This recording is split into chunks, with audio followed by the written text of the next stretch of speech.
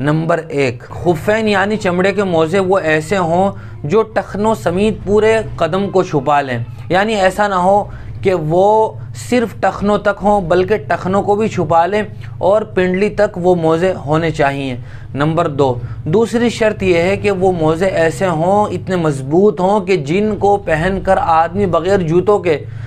3-4 kilometre تک آسانی سے چل سکے اور وہ موزے نہ پھٹیں، اتنے مضبوط وہ موزے ہونے چاہیے۔ نمبر 3، وہ موزے ایسے ہوں کہ جو بغیر باندھے بھی ہمارے پاؤں پر رک سکیں، ایسے وہ موزے ہونے چاہیے۔ نمبر 4، وہ موزے اتنے دبیز یعنی موٹے ہوں کہ جب ہم ان پر مسح کریں تو مسح کرتے ہوئے پانی اندر نہ پہنچے، ایسے دبیز موٹے موزے ہونے چاہیے۔ نمبر 5، خفین یعنی وہ چمڑے کے موزے زیادہ پھٹے ہوئے نہ ہو، یعنی 1 انگلی کے برابر، یہ چھوٹی انگلی جو ہے اس کے برابر، یا 2 انگلیوں کے برابر، یا 3 انگلیوں کے برابر تک بھی اگر موزے پھٹے ہوئے ہیں تو ان پر مسح کی گنجائش ہے، لیکن اگر اس سے زیادہ کوئی موزہ پھٹ گیا ہے تو پھر اب اس پر ہم مسح نہیں کر سکتے ہیں۔ نمبر 5، ان موزوں یعنی خفین کو آدمی نے طہارت کاملہ کے بعد پہنا ہو۔ اس کا مطلب یہ ہے کہ آدمی پر غسل واجب نہ ہو، ایسا نہ ہو کہ آدمی پر غسل واجب ہے اور وہ اسی حالت میں خفین کو پہن لے، نہیں، بلکہ آدمی پاک ہو،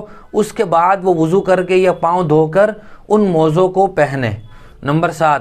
وہ طہارت جو آدمی نے یعنی پاکی حاصل کی ہے وہ تیمم سے حاصل نہ کی ہو، یعنی پاؤں دھو کر پانی سے یا وضو کر کے حاصل کی ہو۔ کوئی آدمی یہ سوچے کہ میں نے تیمم کر لیا اس کے بعد میں موزے پہن لوں، خفین پہن لوں، تو یہ درست نہیں ہوگا، بلکہ وضو کے بعد یا پاؤں دھو کر پاکی کی حالت میں پہننا یہ ضروری ہوگا۔ ان تمام شرائط کو ملحوظ رکھتے ہوئے کوئی آدمی خفین پہن کر ان پر مسح کرنا چاہے تو یہ بالکل جائز ہے۔